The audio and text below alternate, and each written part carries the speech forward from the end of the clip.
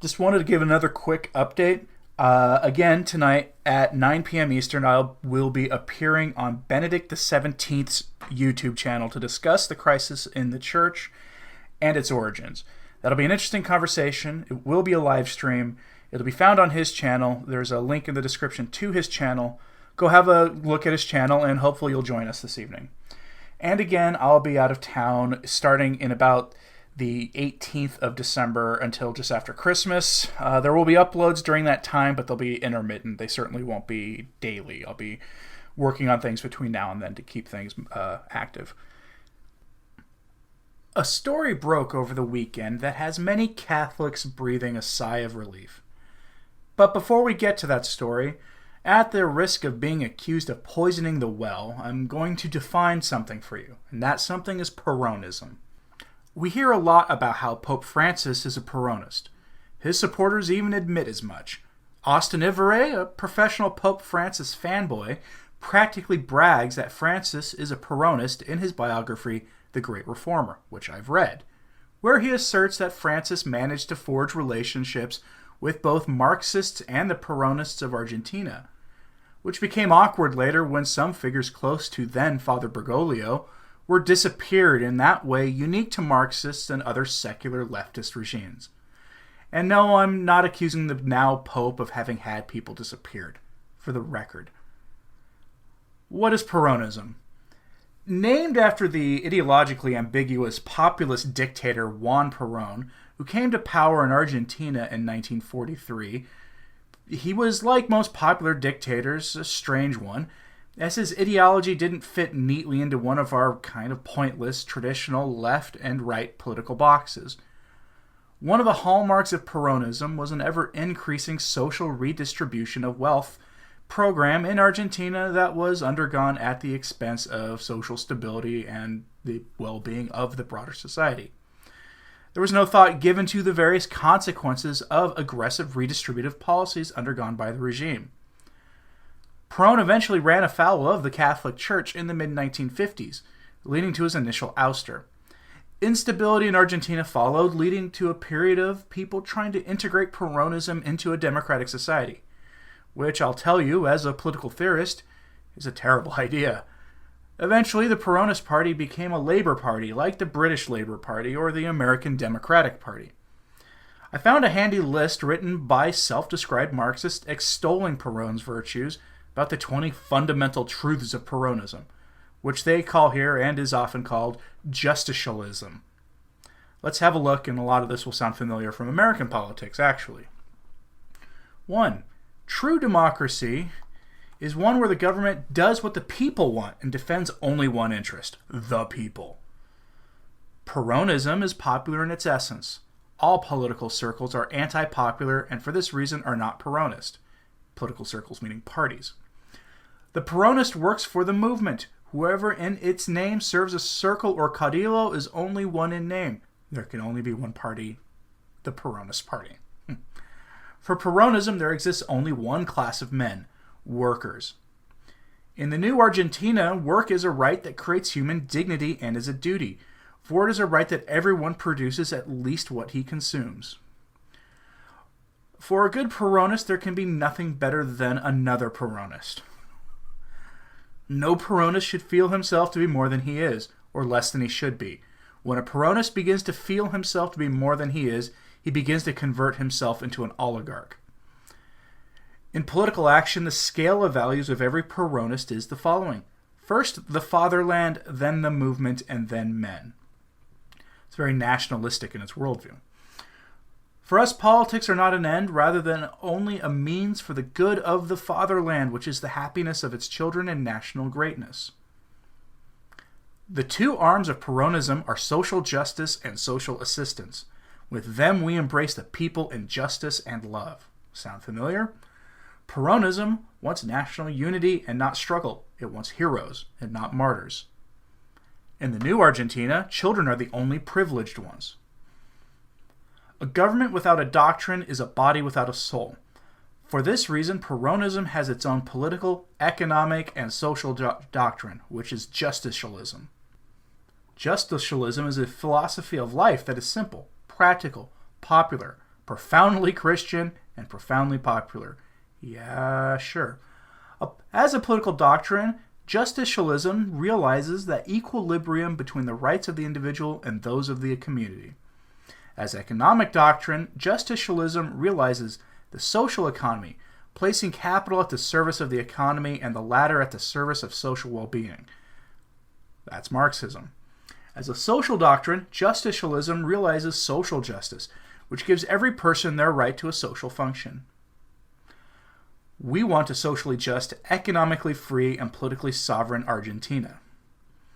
We constitute a centralized government, an organized state, and a free people. The best we have on this earth is the people. The Marxists who put this together attribute this to Perón's manifesto in 1950. One of the odd features of Peronism was birthed in the inter-Perón period between 1955 and the mid-70s, after he was ousted from power and before he returned to power briefly.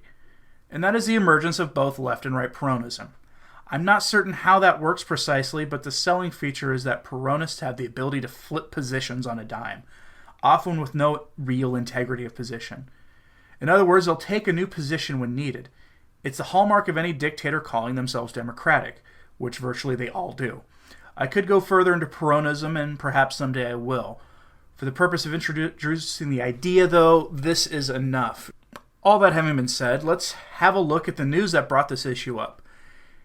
In a story jumped on by the mainstream media that set off all kinds of red flags for me, Pope Francis said that homosexuals should not be admitted to the clergy, and that any who are there now need to be celibate. Sounds great, right? Let's have a look at the article from The Guardian. Gay people should not join Catholic clergy, Pope Francis says. No room for fashionable homosexuality, and gay priests should be impeccably responsible or leave. That sounds great. Totally agree, Holy Father. Pope Francis is concerned about what he describes as the serious issue of homosexuality, saying in an interview published on Saturday that being gay is a fashion to which the clergy is susceptible. It's a really weird way to put it. Issue of homosexuality is a very serious issue that must be adequately discerned from the beginning with the candidates, the pontiff said, with regards to would-be priests. In our societies, it even seems that homosexuality is fashionable, and that mentality in some ways also influences the life of the church, he says in the book The Strength of a Vocation, released in Italy on Saturday. There is something I am concerned about because perhaps at one time it did not receive much attention, he says in the book, a transcript of an interview that will be released in 10 languages. The Roman Catholic Church's position is that homosexual acts are sinful. The pontiff's stance on homosexuality in the clergy is not new.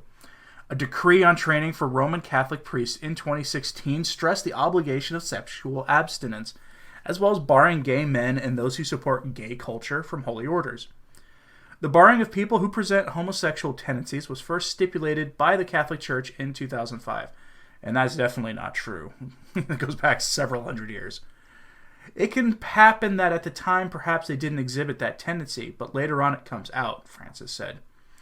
In consecrated and priestly life, there's no room for that kind of affection. Therefore, the Church recommends that people with that kind of ingrained tendency should not be accepted into the ministry or consecrated life. The ministry or the consecrated life is not his place. Gay clergy were used to be impeccably responsible in a warning over bad behavior that was notable for its silence on heterosexual clergy who break their vows of celibacy. That's because the current crisis isn't caused by heterosexual clergy breaking their vow of celibacy, though that is a problem too that needs to be addressed. We have to urge homosexual priests and men and women religious to live celibacy with integrity, and above all, that they be impeccably responsible, trying to never scandalize either their communities or the faithful, holy people of God, the Pope said.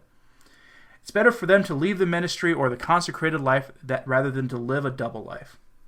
In 2013, just months after assuming the papacy, Francis said, if someone is gay and is searching for the Lord and has goodwill, then who am I to judge him? Signifying a softer tone on homosexuality. That article, if you want to read it for yourself, can be found on my sources blog, linked below. That all sounds pretty much like the things I've been saying these past few months on this channel, right? Perhaps, but let's remember a few things first. 1. Whirl, Coco Palmero, Tobin, Martin, and other homosexualists are still in his inner circle.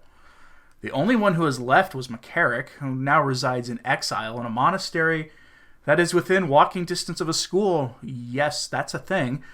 But maybe I'm wrong. Maybe, just maybe, he had a change of heart. It is possible, though I honestly doubt it. Context for the Pope's words on this is critical. As everyone who's paying attention knows by now, the bishops will be meeting in February in the Vatican to go over the priestly sex abuse scandal and how to deal with the problem of bishops who are abusers. Cardinal Cupich will be a major figure in that effort, leading much of the work. The Pope's words are meant first and foremost to convey an image to the Church, to the body of Christ, that the institutional Church is doing something, that the people who are being listened to. What matters in the immediate sense is this: who is involved? If figures like Cupich, Wuerl, and the others who have a history of undermining the Church's teachings on sexual morality are present, then this is a charade. At best, we will be handed a solution to the problem that is functionally the bishops investigating themselves for allegations made against them. In this context, the words of the Pope are pure Peronism, for the revolution must continue. Remember, he was appointed, he was elected, he was made Pope to reform the Church, to bring the Church into the modern world, and nothing can stop that. This is to finish the work of the Second Vatican Council. In this context, understand all that as only the well-being of the people matter. After all, Juan Perón had a lot of people disappeared in the name of the people. If I sound like I'm making harsh implications against the Holy Father on this issue, what else is there to think? Short of seeing real action to clean out the hierarchy of bad apples from around the world who promote the Bay Area lifestyle in their dioceses or in public talks or have orgies in Vatican offices, any alternative hypothesis is fantasy, and that should be deeply disturbing. Actions speak louder than words. If a purge of the hierarchy follows that rids us of the homosexualist lobby in the Vatican, then I'll be impressed. If you like videos like this, like and share this video and subscribe, and click that notification bell below. You can support my work if you want to through Patreon. A link is found in the description below, along with links to my Twitter, the blog, and the Facebook page I manage. For Return to Tradition, I'm Anthony Stein. Ave Maria.